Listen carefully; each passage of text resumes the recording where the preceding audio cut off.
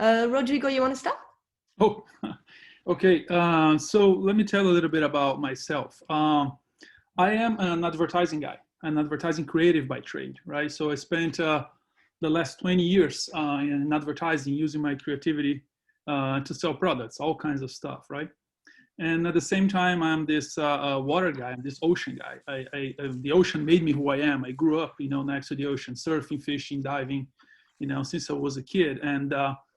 And every time I went to the beach, I had this like thing, and this is like since I'm a kid, of like picking up 5 pieces of trash and just like, dropping. It was just like this thing that I used to do. And every time I went to the beach and I pick up the trash for the last 20 years at least, I'm like thinking, shit, like, I am like promoting all these products that are ending up here, and what am I doing? Like, doing that instead of like, helping promote, the ocean and helping that fight. And the older I got, when I finally had a daughter and I started growing older and wiser, that voice started growing up and getting bigger and bigger and bigger, and saying like, man, you got to do something about it. So early this was like late last year, I was reading this idea, this fact, that I think you guys all know by heart at this point, that by 2050, there should be like more plastic than, fish in the ocean by tonnage, right? And I was like, man, there's something over here. So what if I used, that as a trigger into like this educational initiative? So Plastic Fisherman is basically that, it's this educational effort that aims to get more people, involved in beach cleanups through, community outreach and creativity. And the way I do it is through what I call plastic fishing. So I basically go out there and I make like, a little fish with like 5 or a little bit more pieces of plastic sometime, and eventually trash that and post it on Instagram. So I basically invite people to do the same, to go out there every time they go to the beach, pick up a few pieces of plastic, have some fun with it, build some art, share it on Instagram, and then, dispose of it. So it's a very simple, ask, if you may, but it's something I'm having quite a good time, doing, especially because, like I said, as an advertising creative, I feel like finally I'm putting like my talent into something I love, and I feel like there's a good purpose to it. So I have a question for you. My number is 3 because I'm a scientist. I love 3 because it's the most stable. It provides the most stable combination. How do you come up with 5? Why 5? It was, I don't know, it was, maybe it's the number of like 5 fingers. Number of fingers. Yeah, I was always that. It was, for some reason, like I remember, like I started going back and go like, man, I started this, like, I don't know, maybe, I don't know, it was always 5, it has been. And it could be like, a little piece like that, it can be like a tire, but it was always like 5. And does it create, maybe it makes better arts too? Since you have 5 pieces of plastic, you can be more creative rather than with 3? What I like about it is the challenge, to be honest, like sometimes it comes across really nice and they go like, oh, wow, this looks like a fish. Sometimes it doesn't look like a fish at all, and it's okay. It's, for me, it's just like, the point is like, I'm getting that out of the ocean, and what I like about it is again, like I'm trying to get more people to adopt, this idea of plastic fishing. So even if you don't make a fish, just get 5 pieces out of the beach every time you visit a beach or a park or anywhere, that the trash or the plastic could actually hit the water. That's it. Like I think there's so many great people doing great, cleanups, be it like monthly, weekly, or yearly. I just feel like for some people that might be a little bit overwhelming, to go out there, put a bag and carry tons of plastic. So what, maybe like there's something about like, mass numbers and scale, and I think as a scientist, that just like there's a quote, I think Howard Zinn, that says like, a lot of people doing little things can change the world, So I think a little drop, right, can bring to an ocean. I think that's the premise here. And again, I mean, I'm Marina. I'm a huge fan of your work. So, and you are a true artist. I see what you do. It's just like, holy crap! It's beautiful. A craft. So great transition, because I was gonna ask Marina if she can. I don't know many people in this Zoom room know Marina, but it's quite impressive. I looked at her work, so we're really honored to have you there today. If you could share with maybe your students, your work, sort of, how do you come to artwork? How do you one day decided to generate this amazing work that you've done over the years? Well, thank you all for your compliments. I actually never feel like an artist, really. That's like Rodrigo. Is it Rodrigo? Yeah.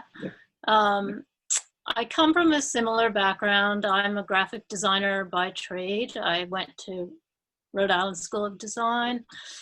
Loved graphic design, was working for the man, you know, the selling corporate products or corporate companies, corporations. Sort of came to the same place as you did, in a sense, where I was just working for large corporations like, I don't know if I should name them, banks and credit card companies, and, you know, selling their products and not feeling great about it. I was living in New York City, loved it, like just the culture there and the arts, just so phenomenal. And I grew up outside of New York, so that was pretty much my soul home. And then but I always loved the ocean, like you, Fernando. Again, we have that in common. Like, art and the ocean were kind of my main driving forces, and I really liked fashion as well, sort of on the side. And then I moved to London, and long story short, moved to Sydney. Because the beaches here, because I could, really, I mean, that's the bottom line. I could live on the most beautiful beaches in the world. And then I moved back to, and I was still a graphic designer. I was completely oblivious to pollution or anything, really. I was just like living the life. And then I moved to Los Angeles, and immediately noticed how much was washing up on the beaches, like right away. It was just shocking to me. And I just thought, oh, have I been living in a dream or something? Like, at what stage did this become acceptable?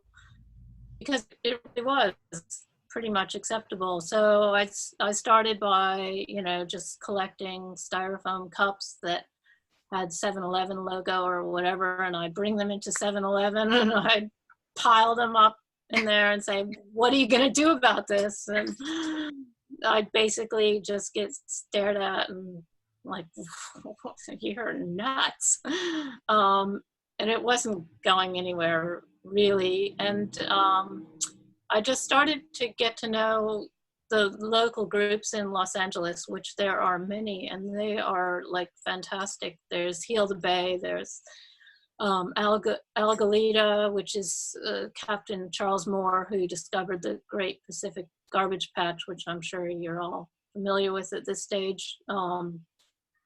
Five Gyres, which sprung from that, who are researching all the plastic in the gyres. The gyres are where all the currents collect in the middle of the ocean, middle of nowhere.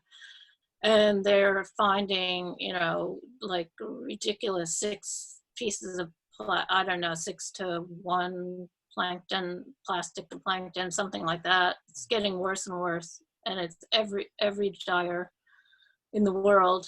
And I just started learning, excuse me, more and more about the issue, and I was kind of dabbling with more two-dimensional design first off, because I'm a graphic designer, and I thought, oh, I'm trained as a communicator to communicate visually. So I used that training to work on campaigns like, you know, Leash the Lid, which is to keep the caps on bottles, things like that. I started working with groups, Clean Seas Coalition, etc.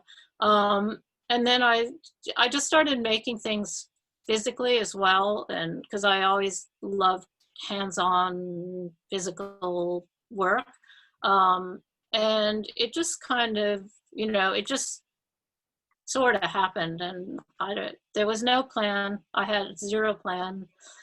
I was gonna keep surviving as a graphic designer. And then that whole industry really changed. Plus my headspace kind of started changing. I started thinking, oh, wait a minute, you know, this is like, I just don't feel good about selling for these multi-million-dollar corporations. Although in that window, I did have a lot of clients that were actually doing, you know, not harmful things as well. So it certainly wasn't all bad. So I have a question. I have a question for you, Marina. Why did you pick the last name Debris? Is it because in French, debris means like little piece of trash, right? Is it because Yes. of this? Yeah, it's just a play on words. It's not my real name whatsoever. But I love it. It's very creative. Yeah. Debris, like the debris of the sea, right? It's beautiful. Yeah, totally. Marina, because it, you know. So marine debris, Marina Debris. Yeah. A lot of people don't get it, which is really well, funny. it's interesting because I read your name and it didn't click right away. And it's when I saw your work and I'm like, oh, but that makes total sense. It's a beautiful name. Amazing coincidence. No, it's a perfect name. It's so funny because like I've been Marina Debris, I guess, since maybe 10 years. But it's only like a lot of people don't know what to call me, because they know my real name as well. And it's very funny, like, I don't know which. No, I think it's a great it's a great name that you find here as far as what you represent. Yeah. I mean, it's actually, that was the whole part of the transition or whatever you want to call it, was almost developing this package of, you know, what am I doing? And that just sort of naturally added to it. Plus a lot of my work is, I try to engage a lot of humor in my work because that really, because we need reach people, it's a great way to reach people. So thank you, Marina. I think I'm gonna go next to Caitlin, which amazing woman. If you want to share a little of your background with the team, Caitlin. Hi, yeah, sure. Or you created the idea, which I think is fantastic. It's always evolving with me. Can you hear me okay? I'm not sure. Yeah. Okay, cool. Well, shout out to Davis, because I grew up there. All you guys who were in Davis that were introduced earlier. Davis is a pretty boring place to grow up, actually. If you're a kid, you just kind of ride your bike everywhere and are sort of free range, which is nice. And I grew up in a pretty creative family with a father who's an artist, and a lot of my siblings became artists, and I was focused mostly on textile design. And I worked in a clothing company in San Francisco called Esprit back in the day, and convinced them to send me to Italy because we were having production problems there. And stayed there for 4 years, and anyway, after 20 years, ended up moving back to the Bay Area. And I was always kind of keeping that Davis background in my general life by this passion for cycling. So I became sort of I guess I was a competitive cyclist for about 10 years and pretty active in triathlon and things like that. And when we moved back to California, I think I was out for a trail run, and I just didn't have any place to put my phone because I like to listen to music while I run.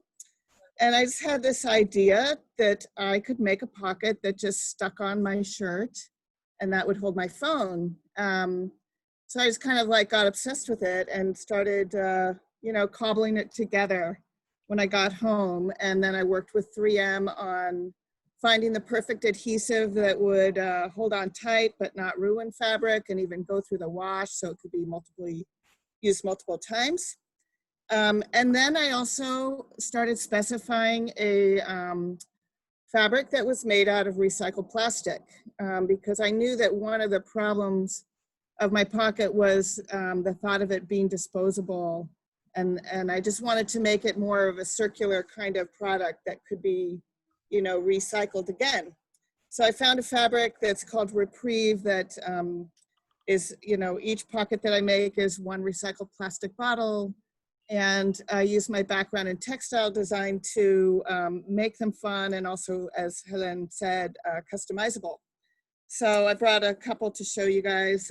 This is an example of an artist friend of mine's work that I did in cooperation with her for a show.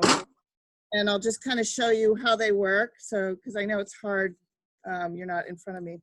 But basically, this is a stretchy fabric, polyester made out of, as I said, recycled plastics. So I'm gonna take off this backing. And then there's a U of this special adhesive that goes around the pocket. And then I can just stick it anywhere I want. So like, even though my pants have a pocket, I can put it right here. And let's see if you can see this. Maybe I'll stand on my chair.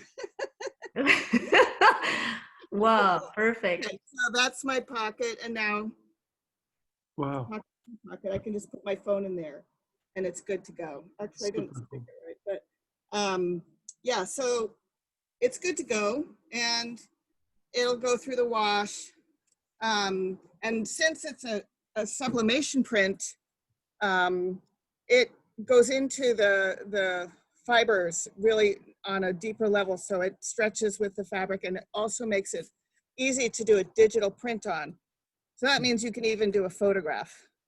So, and I think what I love about your idea is that you're actually using plastic. You can start educating people about how we have to build a circular model around plastic, right? Because until we find a biodegradable, biosourced solution, we need at least to be as efficient as we can with what we create. And that is a great. Yeah. And